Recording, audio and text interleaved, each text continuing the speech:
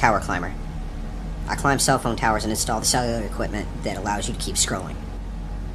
And I'm currently in 5G training. And I was already concerned about this technology before getting in there and actually learning some of the science about it. So let me give you some of the science about it.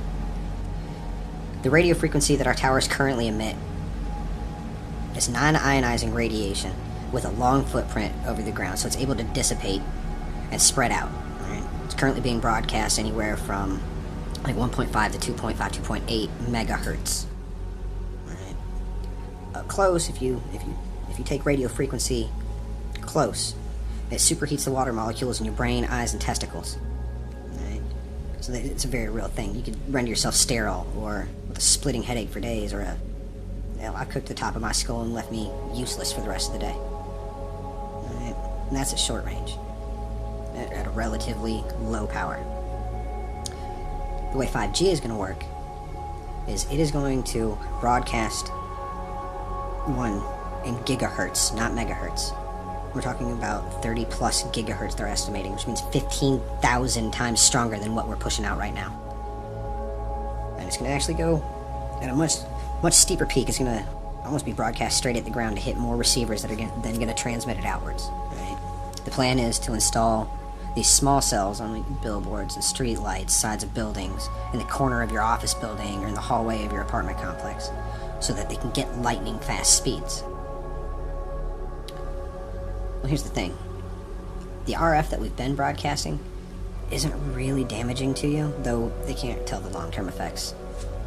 But because it dissipates over distance, and it's not a concentrated thing, the radio frequency we're broadcasting now has a really long wave trough. Alright? So even if you're getting hit with it, you're not absorbing a lot. That's why if I take it close range, I eat it, but you don't feel it down off the tower. It's not going to be that way with 5G. It's going to be in the corner of your office. They're talking about putting a 38-band MIMO antenna in the back of every car so they can talk to each other and self-drive. Now, the 5G, its waveform is much tighter, where 4G, 3G, and 2G have fairly long wave troughs so that we can reach distances and have a greater footprint coming off the tower. It's not necessary with 5G. It's going to be broadcasting what's called a millimeter wave, which is much more tightly focused with much closer wave troughs. So when it does hit, you're just getting blasted. And it's not miles away, hundreds of feet up on a tower anymore. It's in the corner of your office. Which means that this millimeter wave is going to be able to directly affect the cellular membranes, the bonds that hold your cells together. It's going to be in your face. It's going to be behind the back seat where your car seats are.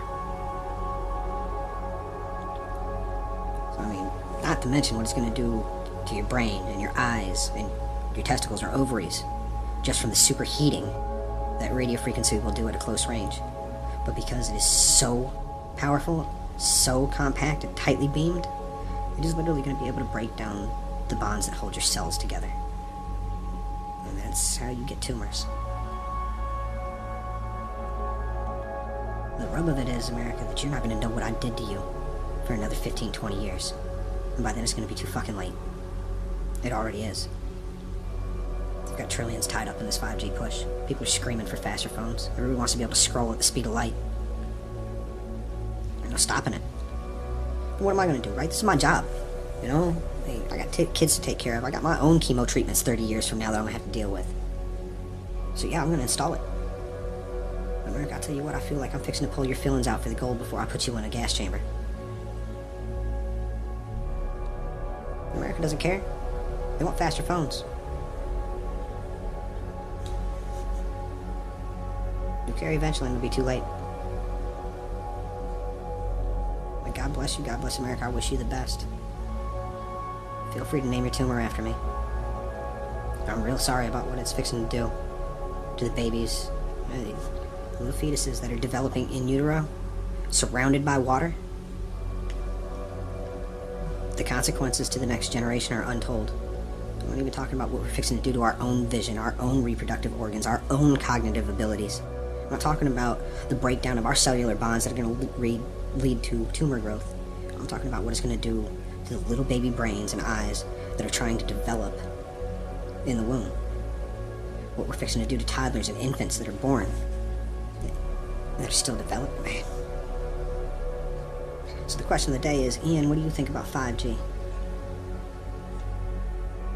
I'm frightened and saddened because I'm going to install this. I'm going to install it everywhere. And you are all going to feel the effects of what I've done to you.